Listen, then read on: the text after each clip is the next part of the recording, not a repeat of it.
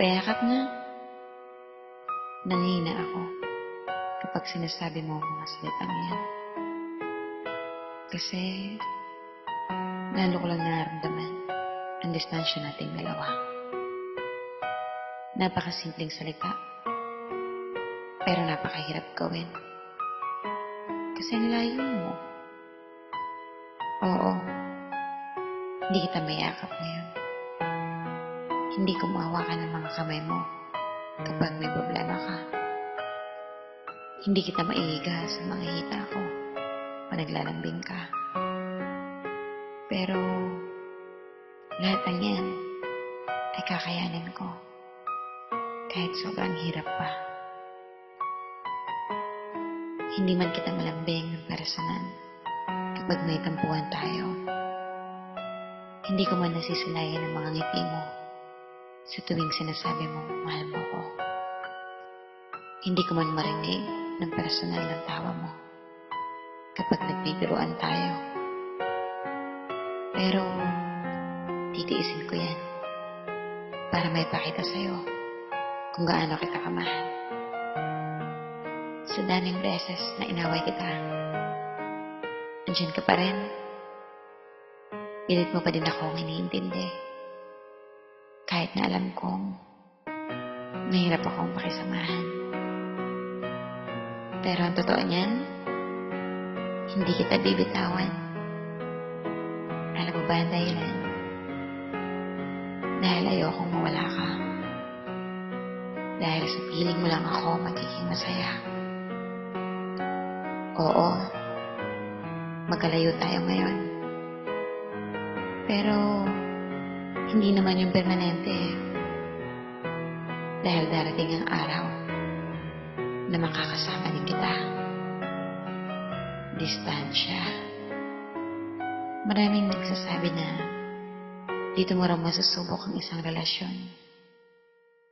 Pero palagi mong tatandaan, distansya lang yan. Kaya natin yan. Kahit na sabihin natin madaling sabihin. Pero wala ka naman magagawa kundi tanggapin. Wala yan sa distansya. Nasa tao yan. Totoo pala ang sabi nila na kapag daw ang isang tao ay malayo sa'yo, lalo daw lalalim ang nararamdaman mo. Kasi nga, nandyan yung pagkasabik na makita mo siya. Alam mo bang palagi kitang naiisip? Yung di ako makatulog sa kakaisip sa'yo.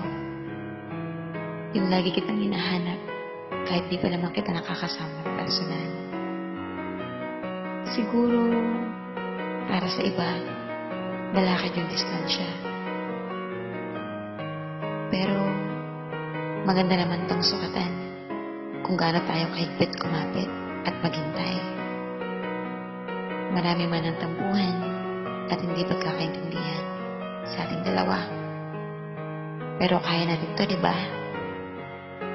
Hindi man madali yung ganito dahil malayo ka. Yung tipong magkaiba tayo ng mundong ginagalawan. Magkaiba ang oras natin at kailangan natin pagkuhin ang oras ng pagtulog at pagising para lang mapanatili ang komunikasyon. At minsan, doon pumapasok at naiisip ko na baka mapagod ka na at magsawa sa mga bagay na palagi natin ginagawa. Mga pagtatampo ko na alam ko na minsan wala naman talaga sa lugar. Kasi ito yung mga bagay na hindi ko masabi dahil di ko kayang ipaliwanag. Ang alam ko lang ay laging napakaraming tanong sa aking isipan. Hanggang sa dumating ang oras na naisip ko na ano bang mas mahalaga? Yung mga sinasabi mo, yung mga pinapakita mo or pinaparamdam mo. At dahil doon, naliwanagan ako na napakarami mo nang nagawa para sa akin. At hindi ko yung nakikita noon dahil nabubulagan ako sa mga bagay na hinahanap ko na hindi mo magawa. Sabi nga, ang pagmamahal ay hindi sinasabayan ng pagrereklamo. Kaya kung mahal mo, intindihin mo. Mahal kita. Mahal mo ako. Sapat na yung rason upang patuloy na kumapit tayo sa isa't isa. Nakakainggit yung mga magkarelasyon na magkakasama. Ang sarap siguro sa pakiramdam ng ganun, no? Yung nagkikita kayo na hindi lang sa Skype. Yung nahawakan yung kamay ng isa't isa. Nayayakap at nahalikan. Kasi ako, hindi ko alam kung kailan kita makakasama ng personal. Pero andun ang pag-asam na sana isang araw masabi ko na nakatingin sa mga mata mo ang salitang mahal kita. Kaya isang pabor lang ang hihilingin ko sa'yo. Alagaan at ingatan mo ang sarili mo habang wala pa ako. Dahil pag nasa tabi na kita, pahalagahan kita ng sobra.